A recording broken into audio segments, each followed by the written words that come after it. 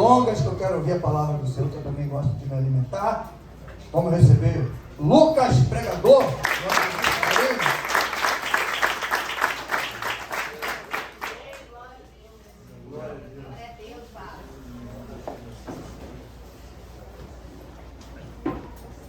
Sim!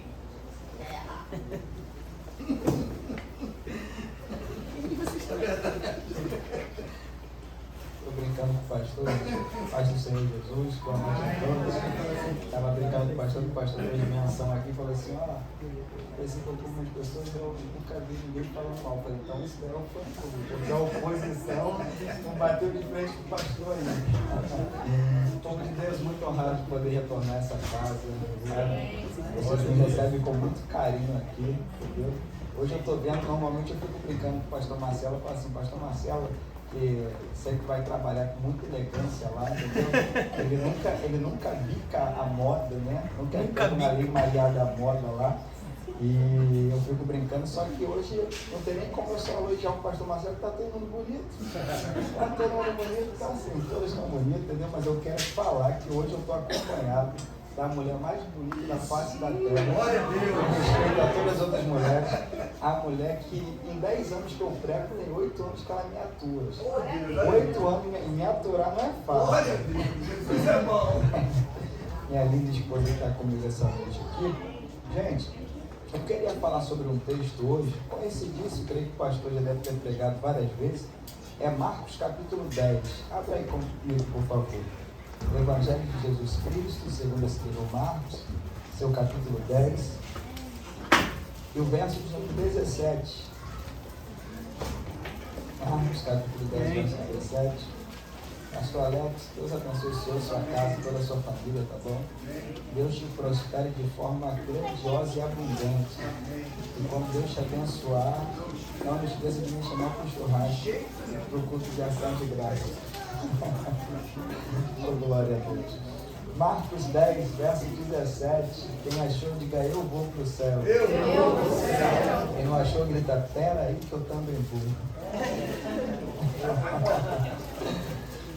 Nós te esperamos, aguardamos. Marcos 10, versículo 17 em diante, diz assim o texto. E pondo-se a caminho, correu para ele um homem, a qual se ajoelhou diante dele e perguntou, bom mestre, o que farei para herdar a vida eterna? Jesus lhe disse, por que me chamas bom? Ninguém é bom, senão um que é Deus. Tu sabes os mandamentos, não adulterarás, não matarás, não furtarás, não dirás falsos testemunhos, não defraudarás alguém, honra teu pai e tua mãe. Ele, porém, respondendo, lhe disse, mestre, tudo isso guardei desde a minha mocidade. E Jesus, olhando para ele, o amou. Guarde essa expressão, por favor. Jesus, olhando para ele, o amou e lhe disse, falta-te uma coisa. Vai, vende tudo quanto tens, dá aos pobres, terás o tesouro do céu. Vem e segue-me. Mas ele, pesaroso desta palavra, retirou-se triste, porque possuía muitas propriedades. Então Jesus, olhando em redor, disse aos seus discípulos, quão dificilmente entrarão no reino de Deus os que têm riquezas. E os discípulos se admiraram destas suas palavras. Mas Jesus, tornando a falar, disse-lhes, filhos, quão difícil é para os que confiam nas riquezas entrar no reino de Deus. É mais fácil passar um cabelo pelo fundo de uma agulha do que entrar um rico no reino de Deus. E eles se admiravam ainda mais, dizendo entre si, quem poderá, pois, salvar-se? Jesus, porém, olhando para eles, disse, para os homens é impossível, mas não para Deus, porque para Deus todas as coisas são possíveis. Se você puder e quiser, diga glória a Deus por isso. Glória a Deus! Senhor Deus e eterno Pai que estás nos céus, já louvamos o teu nome e adoramos o teu nome por intermédio, Pai, dos louvores que foram entoados e da adoração. Já glorificamos, Pai, louvamos o teu nome através, Pai, dos dízimos, das ofertas, Senhor. E agora a parte do culto onde nós paramos para ouvir a tua voz. A tua palavra diz que convence o homem do pecado, da justiça e do juízo é o teu Santo Espírito, Senhor. O pregador não pode fazer nada, Senhor, o pastor não pode fazer nada, mas o Espírito Santo do Senhor pode penetrar, Senhor, os nossos corações. A tua palavra tem poder, Pai, de ir entre juntas e medulas, Pai, entre a alma e o Espírito, Senhor. Então que a tua palavra, Senhor, venha alcançar os nossos corações nessa noite, e que nós venhamos sair daqui neste domingo à noite, Pai, renovados, Pai, pela tua palavra, abençoados pela tua palavra, cheios da tua presença por intermédio da sua palavra. Fale conosco, Senhor, porque nós queremos ouvir somente a tua voz. É isso que lhe pedimos e já lhe agradecemos em nome de Jesus. Amém. Amém. Graças a Deus. Glória a Deus. Povo de Deus, nós acabamos de ler um texto interessante que fala a respeito de um mancebo, um jovem, um homem que possuía muitas propriedades, muitas riquezas. Só que eu preciso enfatizar que o texto que foi lido é de alguém que possui muitas propriedades e vai ter praticamente um pedido de Jesus para renunciar às suas riquezas. Só que nós precisamos entender, biblicamente falando, que o problema de Deus nunca foi com as riquezas, gente. Porque quando você lê o Antigo Testamento, você vai ver que Davi, o homem segundo o coração de Deus, um dos maiores reis que Israel já teve, quando ele vai deixar ouro, prata, ferro, bronze e todas as pedras preciosas para que Salomão viesse construir somente o templo do Senhor, o que Davi deixou para Salomão construir o templo equivale, provavelmente, vou dar aqui não aproximadamente, mas bilhões de reais. Então assim, Davi era um homem que possuía riquezas. Davi era um homem que tinha muitas riquezas. Quando você olha para a vida de Abraão e de Ló, há um conflito entre os dois, porque as riquezas estão se aumentando, o rebanho está crescendo, de forma que os dois vão se dividir. Então Abraão era um homem rico, de forma também que quando você vê a vida de Jó, a Bíblia diz que Jó também possuía muitas riquezas. Lucas, por que você está contando isso? Porque eu quero que nós entendamos que Deus ele nunca foi contra as riquezas. Deus nunca condenou o dinheiro, Deus nunca condenou as riquezas. Mas qual é o problema da Bíblia com as riquezas? Aí vem Paulo escrevendo a carta de Timóteo. Paulo fala exatamente assim: Timóteo, o amor ao dinheiro é a raiz de todos os males. Então o que Paulo está dizendo é: o problema não é ter dinheiro, o problema é amá-lo. O problema não é querer obter dinheiro, o problema é ter o coração enraizado, fincado naquilo que é terreno, naquilo que é passageiro, naquilo que é transitório, naquilo que é momentâneo. Então o problema de Deus nunca foi as riquezas, mas sempre foi o coração do homem fincado, alicerçado, enraizado naquilo que é terreno. Por que você está dizendo isso? Porque nós vamos ver, segundo a narrativa do texto, um homem que possui muitas propriedades. Um jovem que vai se aproximar de Jesus, que o texto diz que ele vai se ajoelhar para com a presença. E você aprenda essa lição. Ele está tomando a atitude correta. Ele está se prostrando e está dobrando o joelho diante da presença, reconhecendo e tendo temor e reverência para com a presença de Jesus. Ele vai ter a atitude correta, vai se aproximar de forma correta para aquele que tem todo o poder, que é o nosso Senhor e Salvador Jesus Cristo. A pergunta também vai ser correta. Qual é a pergunta? Deus, me dá uma casa, um carro, aumente as minhas riquezas? Não. O que eu faço para herdar a vida eterna? O que eu faço para receber a salvação? Perceba que a atitude ela é correta, se ajoelha diante da presença, e a pergunta também ela é correta: o que eu faço para receber a salvação? Isso daqui é muito interessante, gente, porque eu aprendo uma lição, pastor, com o jovem rico. Porque enquanto tem muita gente se aproximando para receber a porta aberta, para receber o carro do ano, para receber a casa própria, gente, não que seja pecado, mas existe um jovem que está se aproximando de Jesus, e a expectativa da pergunta dele é: o que eu faço para receber a minha salvação? E eu creio que eu estou pregando para uma igreja madura. Glória! Como é que você está falando, Lucas, que é uma igreja madura? Uma igreja que, se tiver carro ou não, casa ou não, bens materiais ou não, está preocupado com a recompensa maior, que é a coroa da vida, que é a vida eterna, que é a salvação de nossas almas, que nos aguarda quando ressoar da última trombeta tocar e Jesus voltar para nos buscar. Só que quando ele se aproxima de Jesus, se prostra e fala: bom mestre, o que eu faço para herdar a vida eterna? Jesus olha para ele e fala assim: por que me chamas bom? Ninguém há bom senão um, que é Deus. Por que Jesus está falando com ele dessa forma? Porque quando você lê os salmos de Davi, ele usa o adjetivo bom unicamente, somente a uma pessoa. Para quem? Ele fala assim: o Senhor é bom e a sua benignidade dura para sempre. Todas as vezes que Davi fala a respeito de bom, ele usa essa referência somente a Deus. Quando esse jovem chama Jesus de bom, ele fala assim: por que me chamas bom? Ninguém é bom senão um que é Deus. Você tem certeza que está reconhecendo a mim como Deus encarnado na terra? Você tem certeza que está reconhecendo a mim como soberano, como onipotente, onipresente, onisciente? Você tem certeza do que você está falando? Quando de repente Jesus vira para ele e fala assim: cumpra os mandamentos. Não adulterarás, não matarás, não dirás falso testemunho, não defraudarás alguém, honra teu pai e tua mãe. Olha a resposta: tudo isso tenho observado desde a minha mocidade, desde a minha da juventude, tenho lutado para cumprir todos os mandamentos. Gente, se ele luta para cumprir todos os mandamentos, se ele luta para obedecer os mandamentos do Senhor, logo ele tem riquezas, que o texto fala que ele é rico. Só que ele é alguém que tem riquezas e cumpre os mandamentos. Dentro dos mandamentos que foi falado por Jesus, está aqui: não furtarás. Então, se ele tem riqueza e não furta, logo suas riquezas não é fruto de furto, não é fruto de roubo. Se ele tem riquezas e não defraudou ninguém, não disse falso testemunho contra ninguém, logo ele não caluniou ninguém para subir na vida. Se ele tem riquezas e ele não mentiu, ele não furtou, não caluniou ninguém, ele não subiu em cima de ninguém para obter as suas riquezas. Só que mesmo ele não tendo mentido, roubado, caluniado ninguém para ter as riquezas, o texto diz que Jesus dá uma ordem para ele renunciar às suas riquezas. Mas Lucas, não é fruto do seu trabalho? Lucas, não é fruto da sua labuta?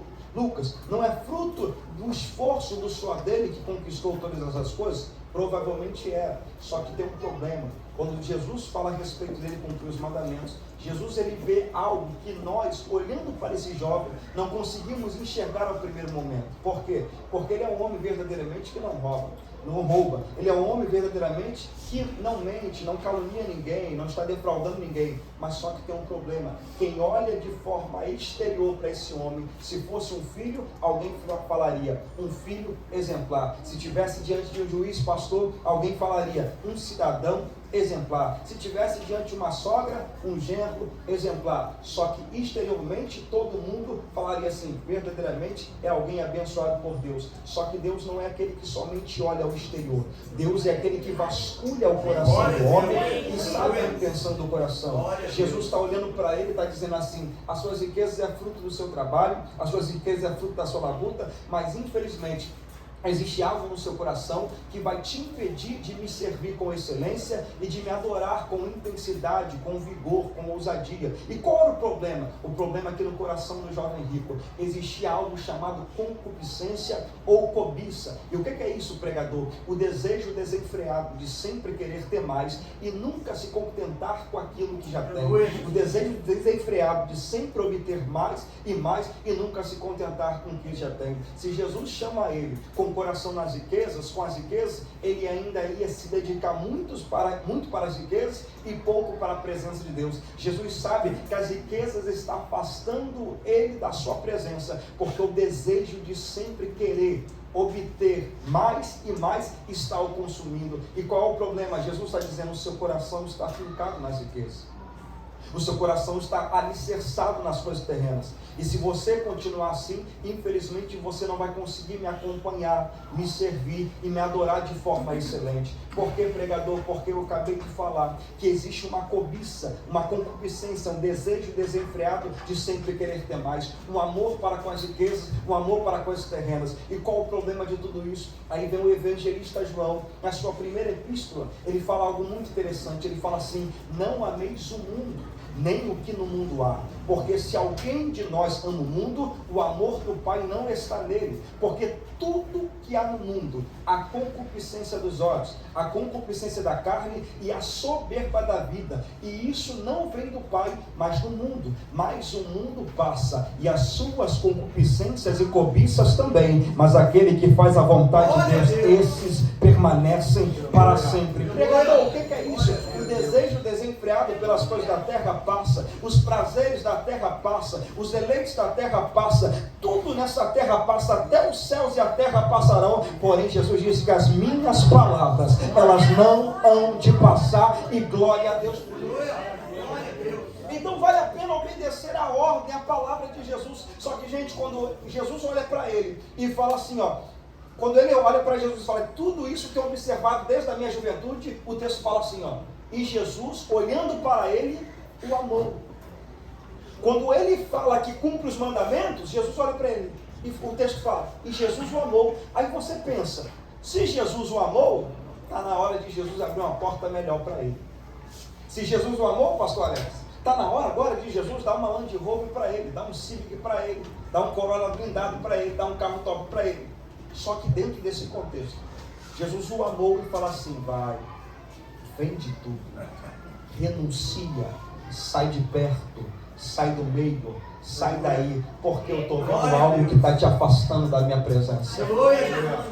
Pregador, o que é isso? Aprenda a viver com os dois lados da moeda para com a presença. Existe tempo que Deus vai fazer algo extraordinário na sua vida, tempos de milagre, tempos de porta aberta, tempos de vitória, tempos de glória, mas vai ter momento que Deus vai falar assim, ó, é tempo de deixar de lado, é tempo de renunciar, é tempo de negar a si mesmo, é tempo de aborrecer a sua própria vontade para cumprir a minha palavra. Por que, pregador? Porque Jesus olha para o coração do jovem rico e está vendo um coração dividido, alguém que tem amor pelas riquezas e alguém que quer servir a Deus, alguém que tem amor pelas coisas terrenas e alguém que quer servir a Deus, alguém que quer ver o prazer da terra e alguém que quer servir a Deus, alguém que quer ver os deleites da terra e alguém que quer servir a Deus.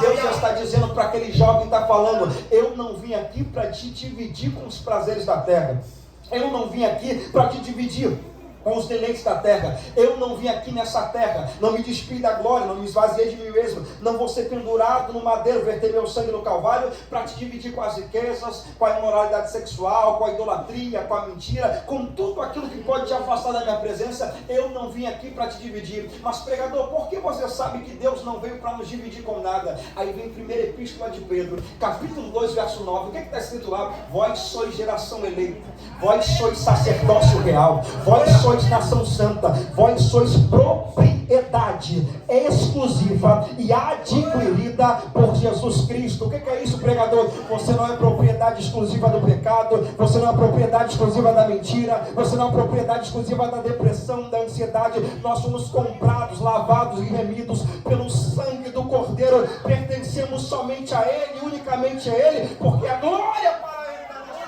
vida. Oh, glória a Deus por isso. Cristo não veio nos dividir com absolutamente nada. Ele nos comprou exclusivamente para sermos dele, gente. E é por isso que ele está falando para o jovem rico, olha, vai, vende tudo quanto tens e dá aos pobres. Só que, gente, Jesus é um ótimo negociador. Jesus nunca vai pedir para nós renunciarmos algo para deixar nós de mão abanando, não. Jesus nunca vai pedir para a gente abrir mão de alguma coisa para ficar vazio, não.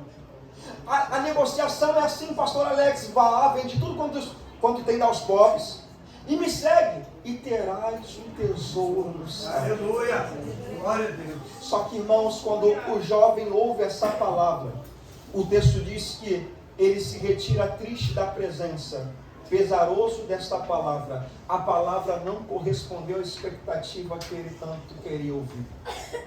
Ele se aproximou de Jesus com uma expectativa, só que em contrapartida, quando Jesus libera a palavra, há um confronto dentro dele, porque ele estava na expectativa de ouvir uma coisa, só que Jesus está dizendo assim, ó, renuncie, abra a mão, deixe de lado, mas me segue, caminhe comigo, porque tem um tesouro eterno no céu. Glória a Deus. A sua riqueza na terra é momentânea, o seu prazer na terra é momentâneo, tudo que você está vivendo na terra é momentâneo, mas eu quero te oferecer riquezas eternas, eu quero te oferecer prazer eterno, eu quero te oferecer paz eterna, eu quero te oferecer gozo e júbilo eterno no meu reino. Aleluia.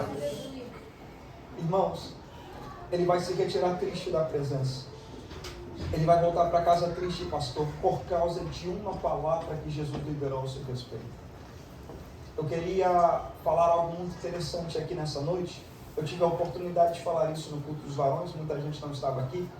E a repetição, ela é pedagógica, então quem já ouviu vai ouvir de novo, mas quem não ouviu vai ouvir pela primeira vez. Existe alguém que está se retirando da presença de Jesus triste, porque ouviu uma palavra que não correspondeu às suas expectativas. Só que a palavra era para o seu próprio bem. Só que nós, como igreja do Senhor, noiva do Cordeiro, nós não estamos isentos, gente, de viver tempos de angústia, de tristeza, de aflição. João 16, Jesus disse: no mundo tereis aflições.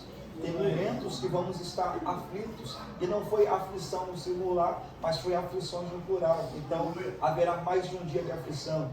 Você vê Lucas capítulo 5, os pescadores trabalharam a noite inteira, nada conseguiram apanhar, de manhã seguinte estão lavando a rede com o barco vazio. Jesus está pregando no barco de Simão, o barco de Simão está vazio. Então, mesmo aflitos, angustiados, Simão cede o barco para Jesus e fala assim: estou aflito, estou angustiado, mas pode pregar através da minha embarcação, pode cantar através da minha embarcação. Por quê? Porque em momentos de aflições, de angústia, mesmo assim, muitas vezes a gente vai continuar sendo um instrumento e uma ferramenta na mão de Deus. Mesmo em momentos que a gente vai estar obedecendo a Deus, quando você lê Mateus capítulo 14, Jesus ordena os discípulos para atravessar para o outro lado. Os discípulos obedecem a ordem de Jesus. Qual a recompensa? Vento contrário, mar revolto e tempestade. Por que você está dizendo isso, Lucas? Porque o fato de nós servirmos a Deus não nos deixa isentos de passar por angústias, aflições, tristezas e alguns momentos difíceis que a vida proporcionará para que nós venhamos passar. Só que entenda uma coisa: nós precisamos entender que o tempo que nós vivemos, pastor Alex, alguns psicólogos têm falado que o mal do século é depressão e ansiedade. E só para eu poder tentar, resumir isso daqui: depressão, traumas do passado que afetam o seu presente. Ansiedade, preocupações com o futuro que impede de você viver no presente. Então nós estamos vivendo um tempo onde que o mal do século é depressão, traumas do passado afetando o nosso presente, ansiedade, preocupações desnecessárias com o futuro, que muitas vezes afetam o nosso presente. E Lucas, aonde que você quer chegar? Eu sou pregador pentecostal, gente. Entendeu? Meus pais são crentes mesmo, raiz. E eu preciso falar uma coisa.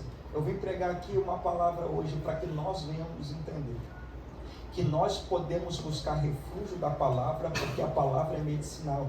E a palavra tem orientações para nos dar consolo, para nos amparar em momentos de angústia, de aflição, de ansiedade, de depressão. Por favor, eu sei que tem muitos profissionais muito bem preparados para cuidar de você, para poder te tratar. Quando você entrar no consultório médico, vão ter muitos profissionais excelentes, de repente tem até aqui para cuidar de você. Mas eu vim hoje como crente pentecostal para dizer uma coisa para a igreja: antes de nós batermos no consultório médico, nós vamos cumprir Mateus 6,6 e vamos falar: tu quando orares, entra no teu quarto, fecha a tua porta e teu pai oculto e secreto te recompensará. Eu estou pregando para uma geração aqui, pastor, a qual o Senhor falou, que ainda acredita num Deus que cura, que acredita ainda num Deus que transforma, ainda acredita num Deus que faz o impossível. Então nós precisamos entender que nós temos que buscar refúgio na palavra, porque a palavra é medicinal para curar tanto feridas físicas como também feridas emocionais. Mas Lucas, aonde que você quer chegar com isso? Só para você entender que eu não estou falando das minhas próprias palavras, mas eu estou com base bíblica hoje para falar para você. E de repente eu estou pregando aqui para alguém hoje que entrou aqui e precisa ser renovado da parte de Deus. Ele está se perguntando: mas Lucas, como é que Deus vai liberar renovo sobre a minha vida? Aí você olha Isaías capítulo 40, verso 30 e 31. O texto diz exatamente assim: os jovens se cansarão, os jovens se fatigarão, e certamente os jovens cairão, porém os que esperam, aguardam no Senhor, renovarão as suas forças, subirão com asas como águia, correrão e não se cansarão, caminharão e não se fatigarão. Para quem busca refúgio na palavra, para quem confia na palavra de Deus, se prepara, tem renovo da parte de Deus sendo liberado sobre as nossas vidas nessa noite. Glória a Deus. Mas de repente, pastor Marcelo, eu estou pregando para alguém aqui essa noite que está dizendo assim: mas Lucas, a minha questão não é renovo. Eu estou sentindo a minha alma angustiada. Eu preciso que Deus toque na minha alma. Eu preciso de alívio, de refrigério. Onde que está isso? Mateus capítulo 11, verso 28. Jesus disse exatamente assim: vinde a mim, todos que estão cansados, sobrecarregados, e eu vos aliviarei. Tomai sobre vocês o meu jugo e aprendei de mim, que sou manso e humilde de coração, e encontrareis descanso para as vossas almas, porque o meu jugo é suave e o meu fardo é leve. Na palavra de Deus não somente tem renovo, mas tem alívio, tem descanso e tem refrigério para aqueles que confiam na palavra. Mas pregador, a minha questão não é renovo, a minha questão não é alívio, não é descanso, não é refrigério. Eu estou precisando ser consolado. Eu quero consolo da parte de Deus.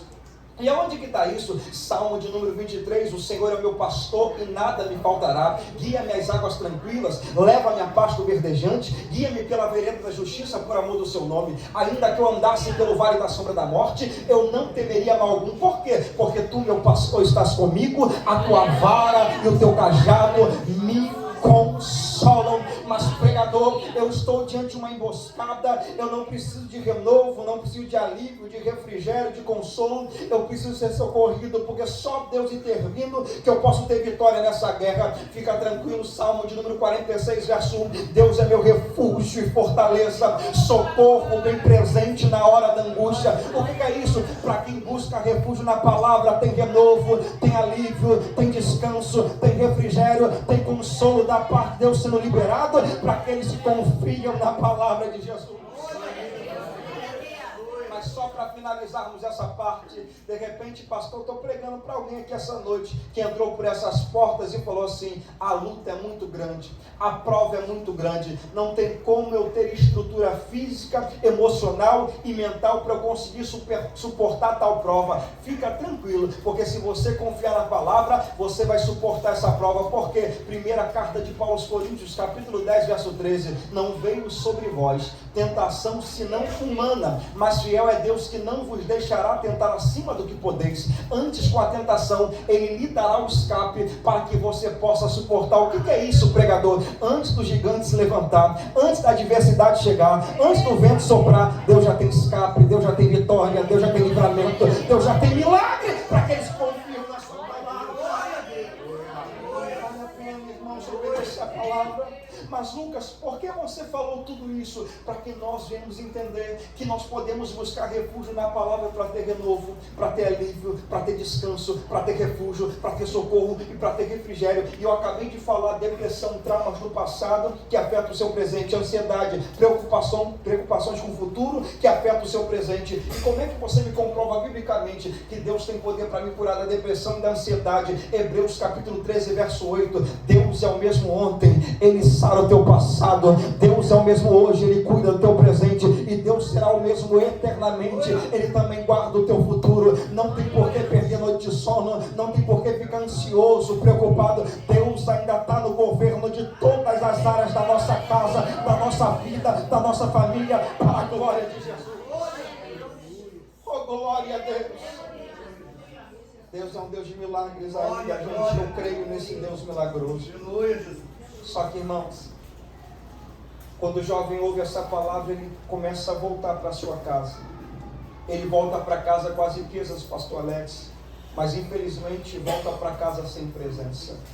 Ele volta para casa com o luxo da terra, com os deleites da terra, com os prazeres da terra, com as dádivas da terra, mas infelizmente sem a presença de Jesus.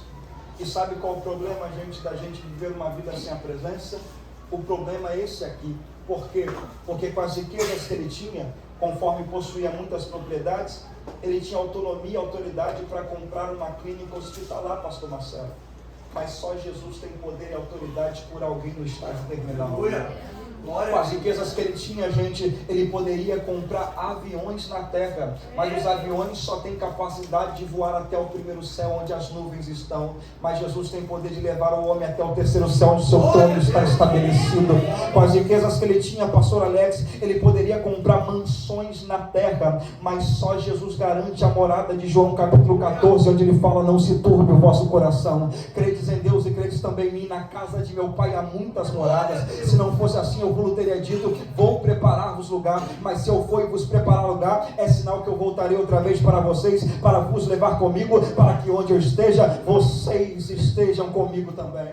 Aleluia. Com as riquezas que ele tinha, a igreja, ele poderia comprar relógios de ouro, pulseiras de prata, colares de todas as pedras preciosas possíveis, mas só Jesus tem poder e autoridade de pôr sobre a nossa cabeça a coroa incorruptível e da vida que ele tem para nos dar. Com as riquezas que ele tinha, ele poderia colocar o seu nome no outdoor da fama e na calçada da popularidade, mas só Jesus tem poder e autoridade de escrever o nosso nome no livro da vida, aonde jamais se apagará. Pregador, qual é a palavra? Entenda, tem coisas que a riqueza não poderá fazer, o pastor não poderá fazer, o pregador não poderá poderá fazer, o pai, a mãe, o cônjuge não poderá fazer, mas Jesus tem poder para fazer tudo muito mais abundante, além do que pedimos ou que pensamos, segundo o poder que opera em nós.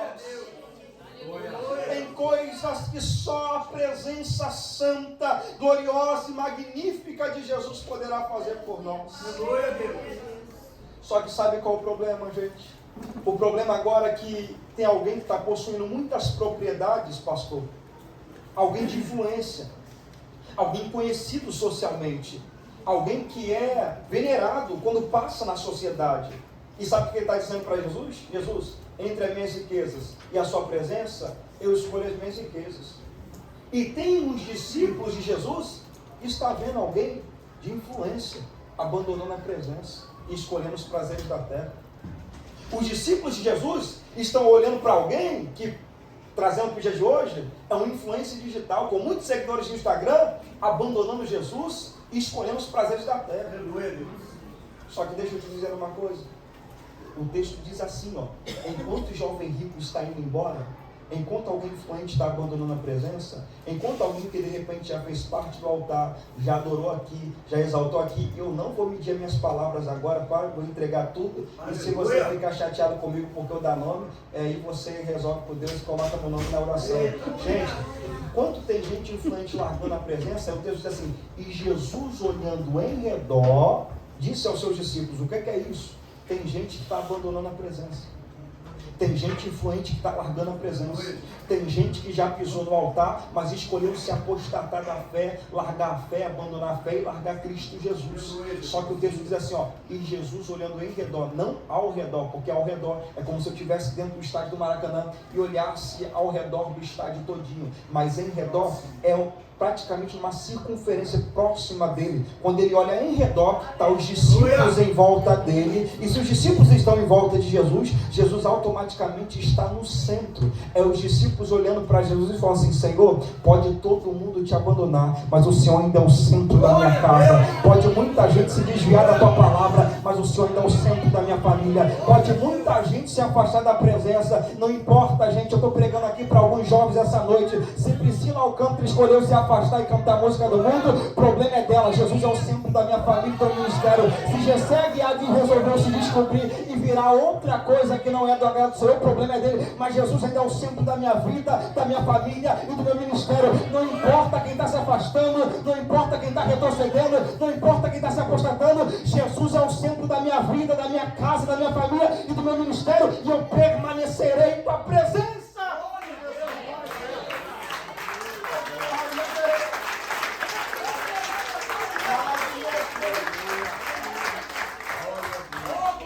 Jesus é o centro da nossa casa. Oh, glória a Deus por isso, gente. Quando Jesus olha ao redor, Jesus fala aos discípulos, quão dificilmente entrará no reino dos céus os que têm riquezas. E os discípulos agora começam a conversar entre si. Jesus torna a falar para eles, quão dificilmente entrará no reino dos céus os que confiam nas suas riquezas.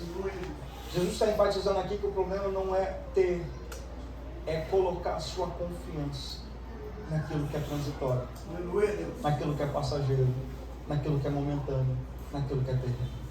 Gente, o coração daquele homem estava nas riquezas, o coração daquele jovem estava nos deleites, nos prazeres da terra, a ponto de quando Jesus fala assim, negue, renuncie, abra mão e vive uma vida comigo, ele não consegue. Porque o coração estava alicerçado e ficado nas coisas da terra. Procura depois no Evangelho de João, que exatamente agora eu não sei. Mas o evangelista João vai falar um texto muito interessante, vai falar assim, ó. E muitos dos fariseus creram em Jesus, mas não o seguiram, porque amavam mais a glória dos homens do que a glória de Deus. Aleluia. Sabe o que o texto de João está dizendo?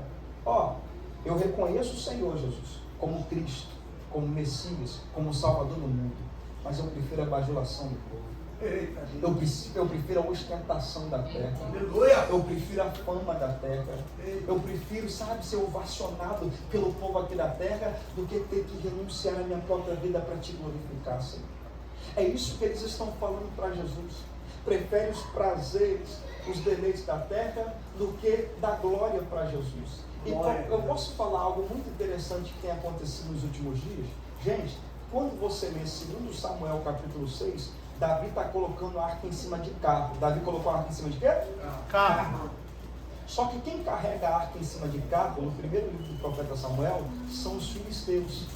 Deus não deu ordem a Israel para carregar a arca em carro. Aleluia. Os levitas tinham que carregar a arca no ombro a cada 6 passos, parar e sacrificar o Senhor. Aleluia.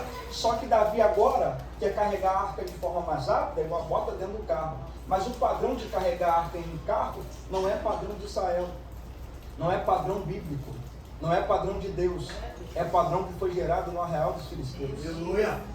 Lucas, aonde que você quer chegar? Davi está pegando algo que foi gerado no arraial dos filisteus, está trazendo para o arraial de Israel e fala assim: vamos carregar a presença assim aqui.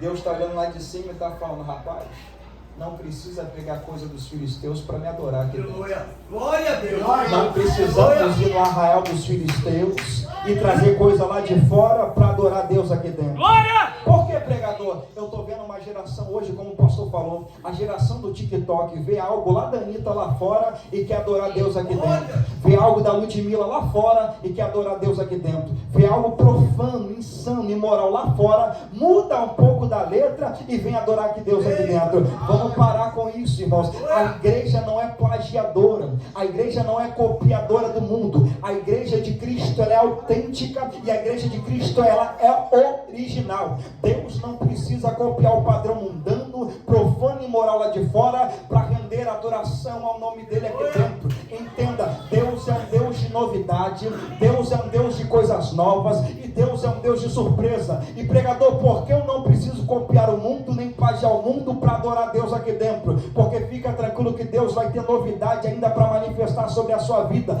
E aonde que está isso? Primeira carta de Paulo aos Coríntios, capítulo 2, verso 9: as coisas que o olho não viu, o ouvido não ouviu e jamais penetrou no coração do homem, são as coisas que Deus preparou para cada um de nós que o amamos.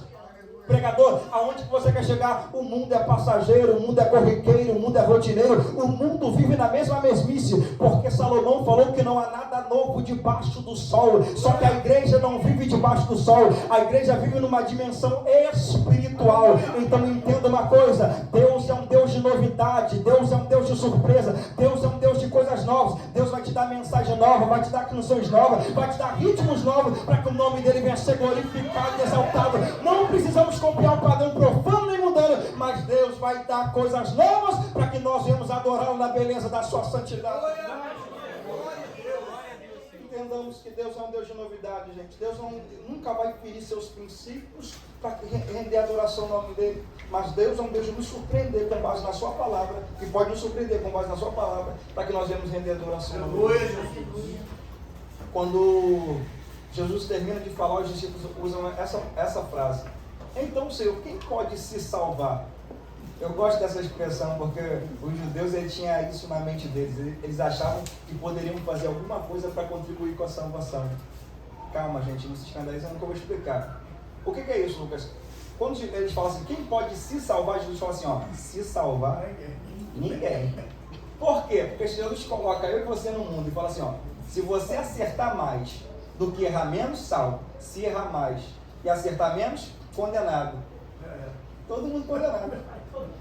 Todo mundo destinado ao inferno. Por quê? Porque somos inclinados ao pecado. Somos pecadores. Pecamos todos os dias. Não vivemos na prática do pecado. Mas infelizmente, involuntariamente, somos pecadores. Erramos, falhamos e muitas vezes desagradamos a Deus. Só que Jesus está dizendo, ninguém pode se salvar. Para os homens, a salvação verdadeiramente era impossível. Porque todos pecaram, segundo Romanos 3:23, e todos foram destituídos da glória de Deus. Aí Romanos 6:23 fala assim, o salário do pecado é a morte. Então, como todos nós pecamos e todos nós fomos destituídos da glória de Deus, o salário que nós deveríamos receber por causa do meu e do seu pecado era a morte, era a condenação eterna, era o juízo eterno. Mas Lucas, aonde que está a nossa esperança? A nossa esperança, gente, é na intervenção de Jesus Cristo para conosco, porque nós estávamos aprisionados ao pecado, nós estávamos enraizados ao pecado, nós estávamos condenados por causa do nosso pecado. Aí Colossenses capítulo 1, verso 13, Paulo fala que ele nos arrancou das trevas e nos transportou para o reino do seu Filho amado. Quando Paulo fala que ele nos arrancou, dá a entender que Jesus colocou o seu braço forte e falou: era impossível vocês saírem da situação a qual vocês viviam, mas eu tenho o poder de arrancar vocês, de colocar dentro do reino do Filho do meu amor, para que vocês agora venham ser livres, não mais para pecar, não mais para viver uma vida profana, imoral, promíscua, mas agora para render adoração ao nome daquele que vive e reina para todos. É por isso, irmãos, que adorar a Deus não é sentimentalismo. Adorar a Deus não é emocionalismo. Eu prego em muitas Assembleias de Deus, minha esposa está de prova, passa a prova direto, em cultos que não tem hora para acabar. Só que, irmãos, o culto muitas vezes, ele é condicionado ao que o ser humano sente, ao estado emocional que o ser humano encontra. Só que a adoração a Deus, gente, não depende do meu estado emocional. Já percebeu que tem momentos que a gente está triste, vai para o trabalho, chega em casa triste, a primeira coisa que fala é: para a igreja eu não vou não. Por quê? Porque para trabalhar eu posso trabalhar triste, mas culto a Deus, o meu estado emocional interfere na minha adoração. Tem gente que eu ainda vou mais além, tem gente que é do arrepio, do calafrio. O culto está pegando fogo, mas você não dá nem um glória a Deus, eu não dou nem um aleluia. Quando chega lá fora, alguém te pergunta: rapaz, por que você não esboçou nenhuma reação? Ficou conversando o tempo inteiro do culto. Aí você vira para alguém e fala assim: não senti hoje nada, não senti nenhum arrepio, não senti nenhum calafrio, minha espinha dorsal nem aqueceu, nem senti o anjo me abraçar. Por quê? Porque o culto, a adoração ainda está condicionado a um arrepio, está condicionado a um calafrio, está condicionado a um sentimento. Mas, gente, culto não é emoção, culto não é calafrio, culto não é arrepio. Mas o que é culto? Romanos, capítulo 12, a partir do verso 1, rogo-vos pela compaixão de Deus, que apresenteis os vossos corpos. Eu me apresento, eu me dou, eu me entrego como sacrifício vivo, santo e agradável a Deus. Que é o vosso culto emocional? Não. Que é o vosso culto sentimental? Não. Que é o vosso culto de calafrio, arrepio? Não. Que é o vosso culto racional. Pregador, o que é isso? Eu não adoro porque eu sinto, eu não adoro por causa do calafrio, eu não adoro por causa do meu estado emocional, eu adoro porque eu tenho uma razão para adorar. E pregador, me dá uma razão para adorar essa noite. João capítulo 3, verso 16: porque Deus amou o mundo de tal maneira que deu seu Filho unigênito, para todo aquele que nele crê não pereça, mas tenha vida eterna. Só quem reconhece tamanha graça que foi manifesta sobre nós, adore Ele nessa glória. Glória a Deus. Nós somos salvos pela graça, lavado e remido pelo sangue do Cordeiro. Temos uma viva esperança e um motivo racional para adorar o quê? O sangue vertido no Calvário, Ele ter sido pendurado no madeiro, ter ressuscitado ao terceiro dia, já é motivo suficiente para a gente levantar da cama toda manhã e falar: só o Senhor é Deus, só Deus é o Senhor. Glória! Glória a Deus. Santo é o teu nome, Senhor. Vira para alguém e fala assim, vira para alguém e fala assim: vai esperar arrepio ou vai adorar o nome de Jesus? Oh, glória a Deus. Irmãos, para eu poder passar minha oportunidade, eu queria concluir aqui com algo muito interessante. Glória a Deus. O tema dessa mensagem que Deus confiou no meu coração: quem tem Jesus tem tudo. Aleluia. Por quê? Porque, irmãos, o jovem rico se prostra diante da presença, se ajoelhou diante da presença, se relaciona com a presença, conversou com Jesus, teve a atitude correta, conversou com a presença de Jesus, fez a pergunta correta, preocupado com a sua vida eterna, com a sua salvação. Mas quando recebeu a palavra de Jesus, ele saiu do ambiente de culto, saiu do ambiente de oração, de adoração, e voltou para casa com as bagagens da vida e deixou a presença no ambiente. O jovem rico, gente, representa uma geração que até entra dentro dos tempos cristãos, mas não quer mais ter compromisso com Deus.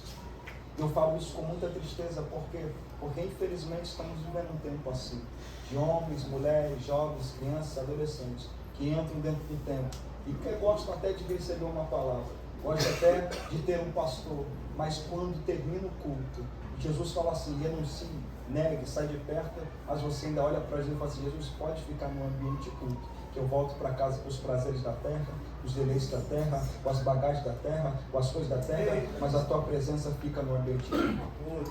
Pessoas, homens e mulheres, têm voltado para casa com muitas coisas, menos com a presença de Jesus. Só que eu queria contar uma história aqui para a igreja essa noite, e falando que quem tem Jesus tem todas as coisas. Lucas, qual é a história? Escute isso, por favor. Eu li algo muito interessante de um certo homem que colecionava quadros de pintores famosos. Quem já avaliou um quadro de uma obra de arte, muita gente paga milhões de reais em um quadro de um pintor famoso. Aí fica imaginando esse homem, e tinha uma coletânea na sua casa de quadros de pintores famosos. O seu arsenal era avaliado em mais de milhões de reais. Quando ele está agora na beira da sua morte, uma doença no seu, já perto de morrer, no estágio terminal, ele começa a escrever o testamento, e no testamento está escrito assim: no dia da minha morte, todos os quadros serão leiloados. O filho, agora ouvindo isso numa conversa, o filho dele tinha 10 anos de idade, e o filho fala assim: rapaz, meu pai vai morrer, eu vou dar o último presente para meu pai, vou pintar um quadro, porque ele tanto amou o quadro. Aí começa a pintar o quadro. Uma criança, gente, um pintor iniciante, pastor Alex, rabiscando o quadro para dar de presente para o seu pai. O pai, quando pega o quadro do filho, começa a se derramar em lágrimas, vendo quanto amor tinha naquele quadro. E o pai, impactado com o quadro do filho, mesmo sendo uma criança, um simples quadro pintado, ele reescreve o testamento e fala: no dia do leilão, após a minha morte, o primeiro quadro a ser leiloado será o quadro do meu filho. As cortinas do leilão se abrem após a morte do pai. Pessoas de todos os países vieram para comprar os quadros dos pintores famosos. Quando abre as cortinas do leilão, o primeiro quadro a ser leiloado é o quadro do filho. Todo mundo desdenhando do quadro do filho, todo mundo ironizando o quadro do filho, quando de repente uma senhora, vendo que ninguém estava dando um lance sequer sobre o quadro do filho, ela dá o seu lance, simples, humilde, e aí compra o quadro do filho. As cortinas do leilão se fecham. O orador pega o microfone e fala assim: está finalizado o leilão. Acontece um alvoroço na plateia que gritam: como está finalizado o leilão? Nós viemos comprar os outros quadros, vocês só venderam o quadro, o inicial, e agora já acabou o leilão. O orador pega o testamento e fala assim: o pai estabeleceu no testamento, quem tem o quadro do filho tem todos os outros quadros. Quem tem o quadro do filho tem todos os outros quadros. Pregador, o que é isso? Quem tem um filho como seu Senhor e Salvador, se prepara, tem todos os outros quadros. Quem tem Jesus, gente, tem alegria. Quem tem Jesus tem consolo. Quem tem Jesus tem porta aberta. Quem tem Jesus tem sustento. Quem tem Jesus tem provisão. Quem tem Jesus tem toda a sorte de bênçãos sendo derramada sobre a nossa casa, sobre o nosso lar, sobre a nossa família. Pregador, aonde que você quer chegar? Por mais que nós não venhamos ter muitas coisas, mas se nós temos a santa, gloriosa, magnífica presença de Jesus, se prepara, tem graça de Deus, tem bondade de Deus, tem sustento da parte de Deus, tem provisão de Deus para nós, para nossa casa e para nossa família. Quem tem Jesus tem todas as coisas, gente. Só que, irmãos, se você puder, com toda a educação, se coloque de pé nessa noite que eu vou passar minha oportunidade. Eu vou orar, mas posso orar, pastor? Eu queria falar uma coisa aqui essa noite. O pastor pediu para eu chamar os jovens aqui. Se puder pedir da licença à juventude, corre aqui na frente aqui, que eu queria orar pela juventude e também pela igreja em si. Povo de Deus, o jovem rico voltou para casa com as riquezas, mas sem presença, com as bagagens da terra, com as coisas da terra, mas sem presença. Hoje eu vim falar uma palavra bem simples, mas uma palavra profética sobre a minha vida e sobre a vida de cada um de nós. Por quê? Porque eu não quero que você volte para casa com as bagagens da vida e deixe a presença no ambiente culto. Eu quero que tanto eu que vos prego quanto você que me ouve, que nós vamos deixar tudo no altar essa noite, mas voltar para casa hoje de mandado com a presença. Voltar para casa hoje amando e se decidindo por Cristo, dizendo: Senhor, o Senhor venha reger e governar a minha vida. Deixe tudo no altar essa noite. Como eu falei, a palavra é medicinal.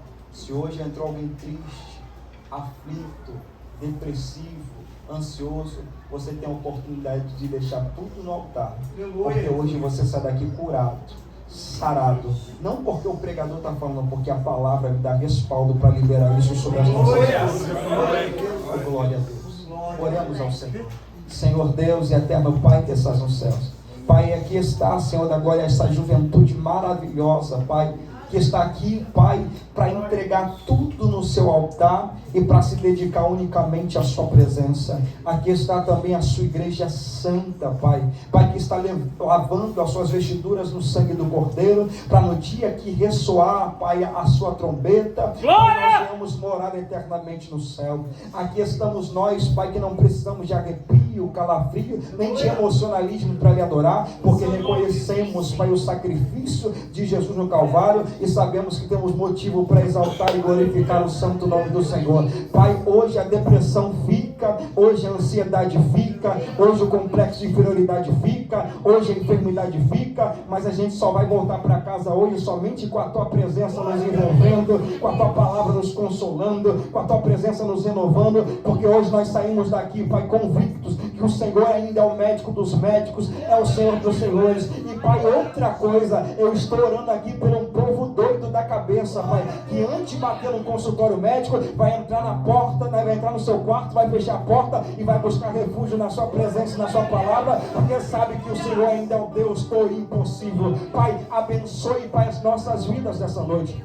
Abençoe essa juventude maravilhosa, que o mundo não venha corrompê-los, que se pessoas estão se apostatando da fé, se desviando, eles ainda vão continuar colocando o Senhor no centro da vida deles, no centro do ministério deles, no centro dos sonhos e projetos deles. Pai, abençoe a nossa casa, o nosso lar e a nossa família, e que toda a fúria do inimigo sobre a nossa casa, sobre o nosso lar, porque a investida de Satanás nesses últimos dias é para destruir os lares, os casamentos e as famílias, mas se Satanás pensou que ia destruir a nossa casa, o nosso lar, caia por terra em nome de Jesus, porque os anjos do Senhor nos guarda, nos protege, Pai, e nos livra de todos os males. Muito obrigado por tua bondade, graça e misericórdia. Muito obrigado pela tua palavra, Pai, que foi liberada e semeada em nossos corações. É isso que lhe pedimos, Pai, e já lhe agradecemos, e quem acredita nisso, aplaude Jesus, porque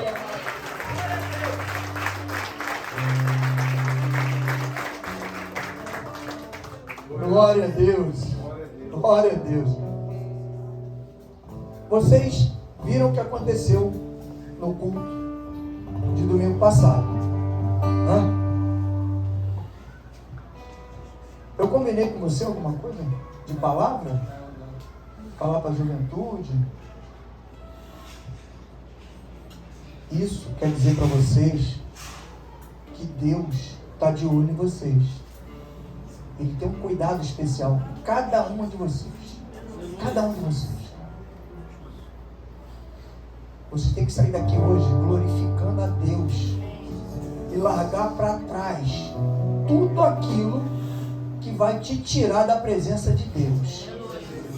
Seja o que for, seja companhia, seja lugares, pensamentos, tudo que tira você da presença de Deus, porque isso é o teu tesouro. E nós não podemos fazer igual esse jovem rico. Nós temos que ser diferente. Vocês, como jovem, vocês têm que abandonar tudo aquilo que hoje para vocês é riqueza, para receber a maior riqueza que a gente pode conquistar na nossa vida. Você quer ter uma vida próspera? Uma família unida, saudável, uma caminhada profissional de sucesso, relacionamentos que vocês vão ter, o relacionamento de cada uma de vocês. Querem isso da parte de Deus? Abram mão agora daquilo que para vocês hoje representa algo muito valioso, uma riqueza, e que não é de Deus. Pensem aí. Saiam daqui hoje com uma convicção: eu preciso largar a minha riqueza para poder caminhar com Jesus. Começou domingo passado. Por isso que eu não boto tema para ninguém. O tema quem dá é Jesus. Eu só queria um jovem que tem conhecimento de palavra e que é referência. Você olha para ele, parece que ele nunca teve problema, né? Não tem problema. Conhece bem de palavra, prega bem, está sempre rindo, né? Mas abriu mão de muita coisa para chegar onde chegou e abre até hoje.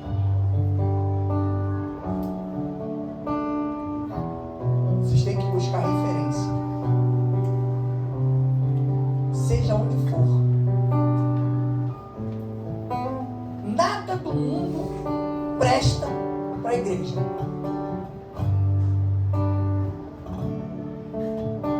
O que as pessoas vão levar de vocês como referência é o convite que eles vão fazer e a negativa que você vai dar.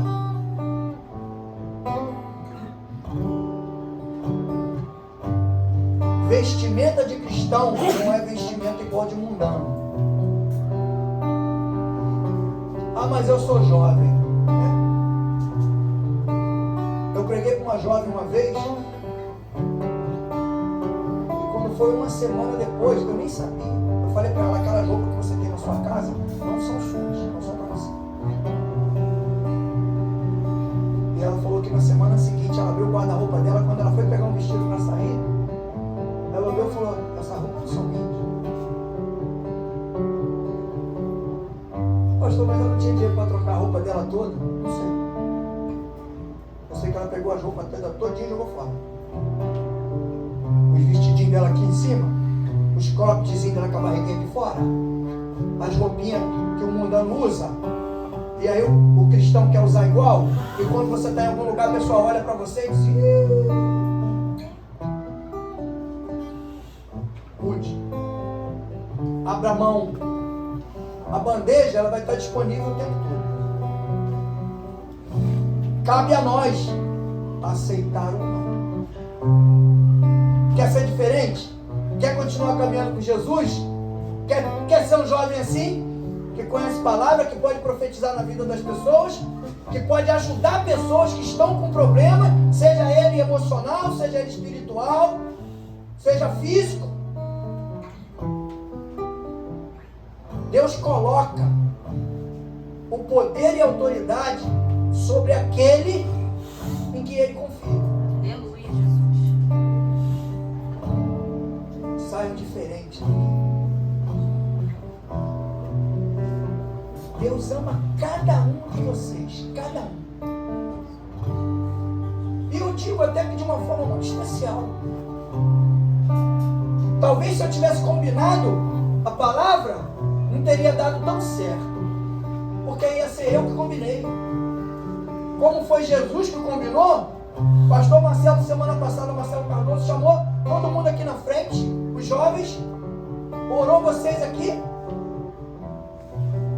não sabe nada, não conhece ninguém, botou até a mão, acho que foi na Giovana, pegou a Giovana, botou a mão, orou por você, Deus mostrou alguma coisa por ele. Para mim é assim, se ele está aqui, Lucas está pregando, chegando no final do culto, ele olha para a Dandara e vem cá, quero orar por você. Foi ele que quis orar por ela? O que vocês acham? Jesus que mandou ele orar por ela. Tem algo de bom ou para evitar alguma coisa. Vem? Tomem posse disso hoje. Sai daqui, até em casa, falando assim, eu quero ser diferente, eu vou ser diferente, eu vou ser diferente. Eu não vou ser igual de jovem, eu não vou renegar Jesus, eu vou caminhar com ele, eu vou abrir mão. Glória a Deus. Abra mão de tudo. Abra mão de tudo para receber o melhor. Vocês sabem qual é a pedra fundamental da nossa igreja? Mateus 6,33, o quê? Buscai o reino de Deus em primeiro lugar e a sua justiça em primeiro lugar. E as demais coisas lhes. Mas se você fizer o que elas vão ser acrescentadas? Se você buscar em primeiro lugar o reino de Deus e a sua justiça. Aleluia, Jesus. Aí as coisas todas vão ser acrescentadas. Sabe por quê?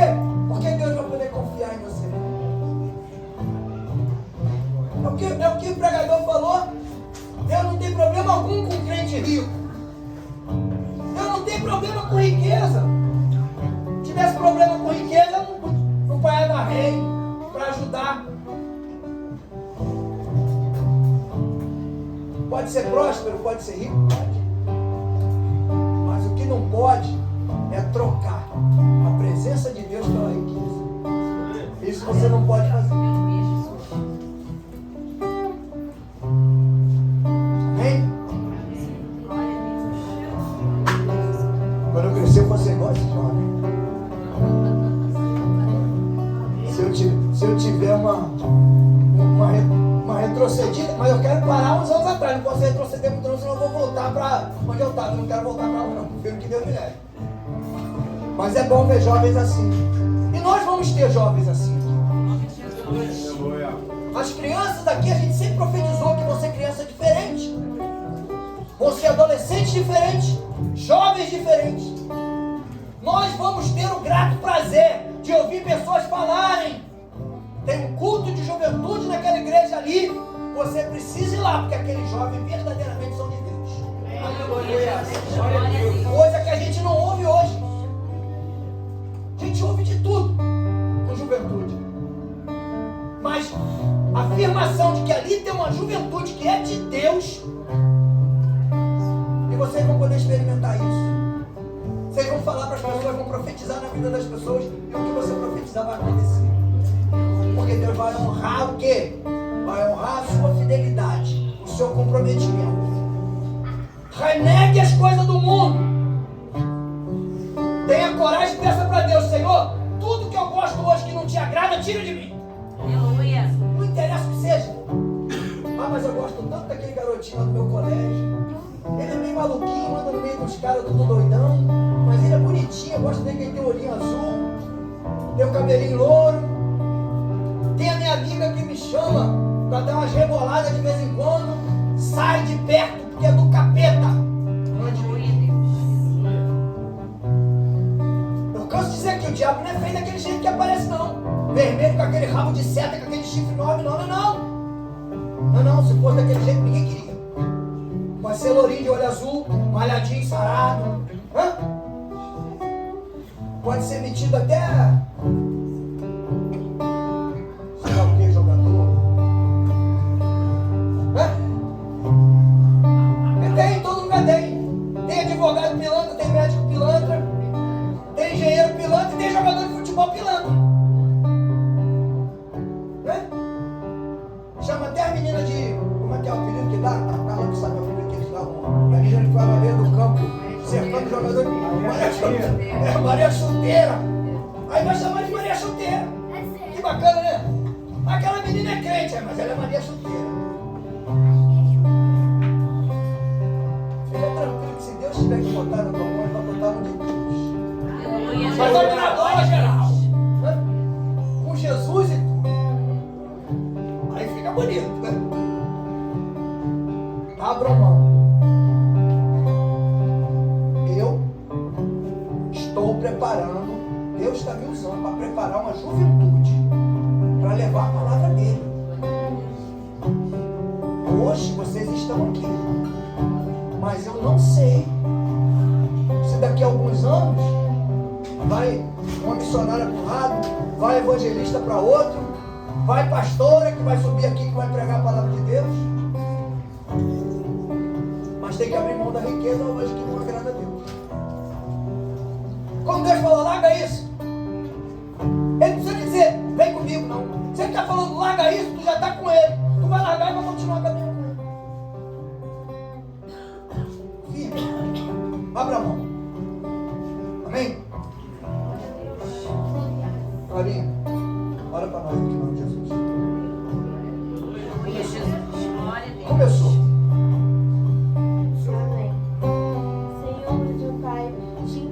Esses pedidos de oração, Pai. Senhor, toca no coração de cada um que escreveu, Senhor. Pai, vai no íntimo e profundo. Só o Senhor sabe a tristeza que passa no coração de cada um, que cada um está precisando, Senhor. Pai, em nome de Jesus, eu te peço, Senhor, toca, Pai, nesse pedido de oração.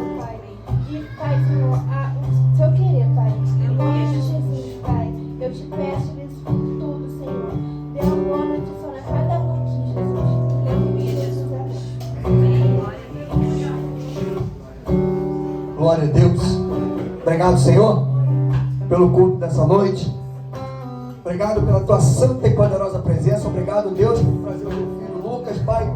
Continua abençoando o ministério dele, a casa dele, a família, Senhor. Restaura, renova, fortalece a cada dia, Senhor. Transforma, Deus, o que precisa ser transformado. Deus, cura o que precisa ser curado, Senhor. Liberta, Senhor, o que precisa ser livre, Pai. Em nome de Jesus, Senhor. Ajuda o teu filho nessa caminhada, que nós sabemos, Deus, o caminho é árduo, Deus, mas a tua presença é gratificante, Senhor. Obrigado, Deus, por tudo. Leva-nos em paz, Senhor, debaixo da tua santa e poderosa proteção. O culto é teu, a adoração é para ti, Senhor. Nós queremos ser verdadeiros adoradores, Senhor. Muito obrigado, Pai. É o que te pedimos e já te agradecemos. Em nome do Senhor Jesus, o povo que crê, diga amém. Glória a Deus. Boa noite.